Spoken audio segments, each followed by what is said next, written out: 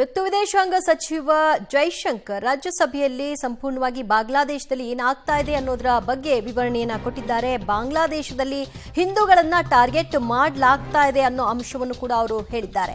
ಬಾಂಗ್ಲಾದೇಶದಲ್ಲಿ ಇವರಿಗೂ 19,000 ಭಾರತೀಯರು ಅಲ್ಲಿ ನೆಲೆಸಿದ್ದಾರೆ. ಭಾರತೀಯರ ರಕ್ಷಣೆಗೆ ಕೇಂದ್ರ ಸರ್ಕಾರ ಬದ್ಧವಾಗಿದೆ ಅಂತ ಕೂಡ ತಿಳಿಸಿದ್ದಾರೆ. ಬಾಂಗ್ಲಾದೇಶ ಸೇನೆ ಜೊತೆಗೆ ಭಾರತ ಸರ್ಕಾರ ನಿರಂತರವಾಗಿ ಸಂಪರ್ಕವನ್ನ ಸಾಧಿಸಿದೆ.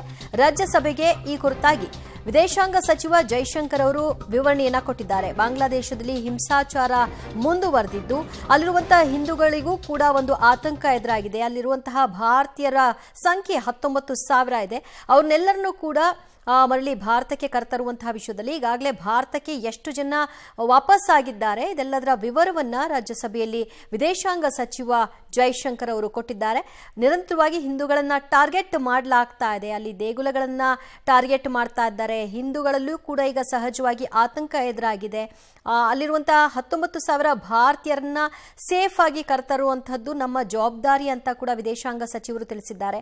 ಅಲ್ಲಿಯ ಸೇನಾ ಮುಖ್ಯಸ್ಥರ ಜೊತೆಗೂ ಕೂಡ ಭಾರತೀಯರ ರಕ್ಷಣೆ ಕುರಿತಾಗಿ ಅವರನ್ನ ಮರಳಿ ಭಾರತಕ್ಕೆ ಕರೆತರುವಂತಹ ವಿಷಯದಲ್ಲಿ ಎಲ್ಲಾ ರೀತಿಯಾದಂತಹ ಮಾತುಕತೆಗಳು ಕೂಡ ಮುಂದುವರೆದಿದೆ ಅಂತ ಇವತ್ತು ರಾಜ್ಯಸಭೆಯಲ್ಲಿ ವಿವರಿಸಿದ್ದಾರೆ.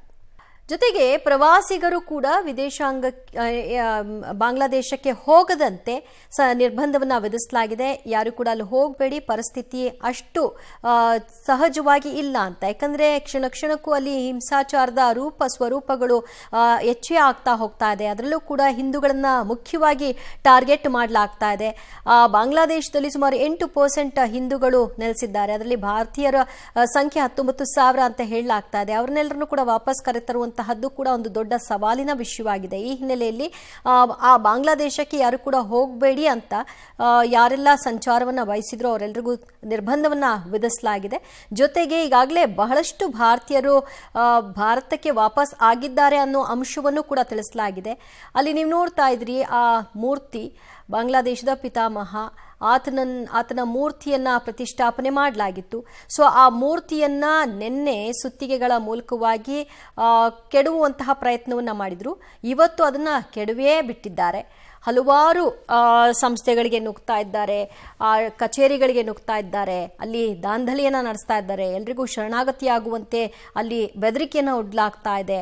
ನಿರಂತರವಾಗಿ ಅಲ್ಲಿ ದೊಂಬಿ ಗಲಾಟೆಗಳು ಮುಂದುವರಿತಾ ಇದೆ. ಹಿಂಸಾ ರೂಪವನ್ನು ಪಡ್ಕೊಳ್ತಾ ಇದೆ. ಯಾವುದೇ ಕಾರಣಕ್ಕೂ ಕೂಡ ಭಾರತೀಯರಿಗೆ ಏನೂ ಆಗದಂತೆ ಅಲ್ಲಿನ ಸೇನೆಯ ಜೊತೆಗೆ ಸೇನಾ ಮುಖ್ಯಸ್ಥರು ಮಾತುಕತೆಯನ್ನ ನಡೆಸಿದ್ದಾರೆ. ವಿದೇಶಾಂಗ ಸಚಿವರು ಕೂಡ ಆ ಬಗ್ಗೆ ಮಾಹಿತಿಗಳನ್ನ ಪಡ್ಕೊಂಡಿದ್ದಾರೆ. ಭಾರತೀಯರ ಸಂಖ್ಯೆ ಅಲ್ಲಿ ಎಷ್ಟಿದೆ ಮತ್ತು ಅವರನ್ನ ಹೇಗೆ ಸುರಕ್ಷಿತವಾಗಿ ಕರೆತರೋದು, ಈಗಾಗಲೇ ಎಷ್ಟು ಜನ ವಾಪಸ್ ಭಾರತಕ್ಕೆ ಬಂದಿದ್ದಾರೆ ಇತ್ಯಾದಿ ಮಾಹಿತಿಗಳನ್ನ ನಿರಂತರವಾಗಿ ಪಡ್ಕೊಳ್ತಾ ಇದ್ದಾರೆ.